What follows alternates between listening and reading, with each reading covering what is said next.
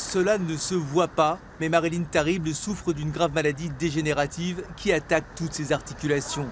Elle ne peut pas marcher plus de 100 mètres. J'ai des douleurs qui augmentent et le traitement qui sont de moins en moins efficaces. Or, je dois me préserver. Si je ne veux pas finir sur un fauteuil roulant, je dois absolument me préserver. Mais depuis des années, cette professeure d'italien s'épuise à travailler entre deux lycées. Marilyn Tarible nous montre les nombreux certificats de spécialistes et sa reconnaissance par la maison départementale des handicapés.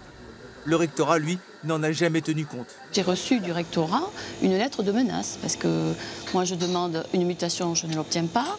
On insiste pour que j'aille sur 2 établissements, ça n'est pas possible. De ce fait, je demande un allègement de service. On me le refuse en me menaçant de retrait sur salaire si je n'effectue pas le service sur les 2 établissements. Face à ce refus, Marilyn Tarible est soutenue par plus d'une vingtaine d'associations d'handicapés. Tous se battent pour que les médecins du rectorat reconnaissent enfin son handicap invisible.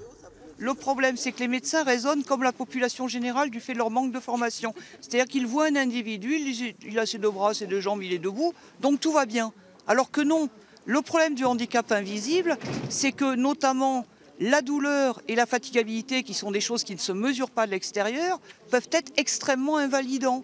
C'est-à-dire que la douleur peut vraiment vous empêcher de vivre. Le rectorat n'a pas souhaité s'exprimer devant nos caméras, mais le cabinet de la rectrice recevra demain matin Marilyn Tarible.